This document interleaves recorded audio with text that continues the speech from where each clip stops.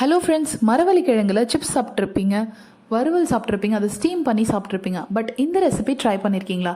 இதை செய்யறதுக்கு ஃபர்ஸ்ட் நான் மரவள்ளி கிழங்கு தோலெல்லாம் ரிமூவ் பண்ணிவிட்டு அதை நல்லா வாஷ் பண்ணி எடுத்திருக்கேன்.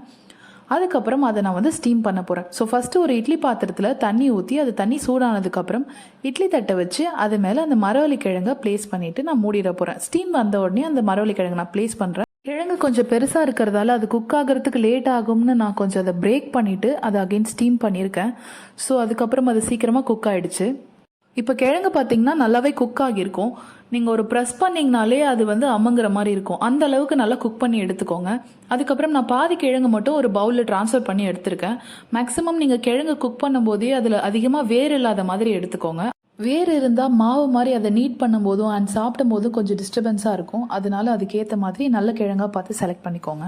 இப்போ வேக வச்ச கிழங்குல நான் வந்து 1.5 டேபிள் ஸ்பூன்லேருந்து 2 டேபிள் ஸ்பூன் வரைக்கும் அரிசி மாவு சேர்த்துருக்கேன். அடுத்து நான் தேவையான அளவு உப்பு ஆட் பண்ணிவிட்டு 1/4 டீஸ்பூன் வந்து ரெட் சில்லி பவுடர் ஆட் பண்ணுறேன். ஸ்டீம் பண்ண கிழங்கு எல்லாமே நான் எடுக்கல, அதில் ஒரு கிழங்கு அளவு மட்டும்தான் நான் எடுத்திருக்கேன். அதனால 1/4 டீஸ்பூன் ரெட் சில்லி பவுடர் வந்து இஸ் மோர் தென் எனஃப். இதுக்கப்புறம் நான் வந்து அதில் 1/4 டீஸ்பூன் வந்து கரம் மசாலா ஆட் பண்ணி அது ஈவனாக மிக்ஸ் ஆகிற மாதிரி நல்லா கலந்து விட்டுக்கிறேன்.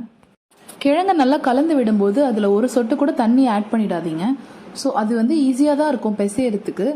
சப்பாத்தி மாவு மாதிரி நல்லாவே பிசைஞ்சிடலாம். பட் நீங்கள் வந்து மிக்சி ஜாரில் போட்டு அரைச்சிடாதீங்க, அது ரொம்ப குழ குழன்னு ஆகிடும். நார்மலாக கையாலே நீங்கள் பிசைஞ்சிங்கனாலே அது இந்த மாதிரி பதத்துக்கு வந்துடும்.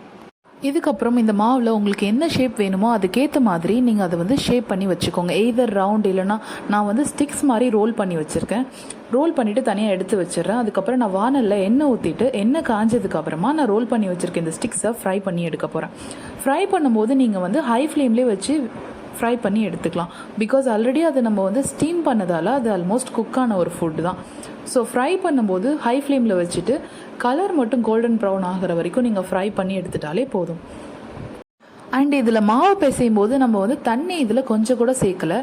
அதனால எண்ணெய் வந்து அதிகமாக இந்த ஸ்நாக் ரெசிப்பியில் ஊறலை. ஸோ இந்த ரோல்ஸில் வந்து எண்ணெய் வந்து கம்மியாக தான் இருக்கும். பிகாஸ் அது ஃப்ரை பண்ணதுனால ஆப்வியஸ்லி அதில் எண்ணெய் கொஞ்சமாவது இருக்கும்.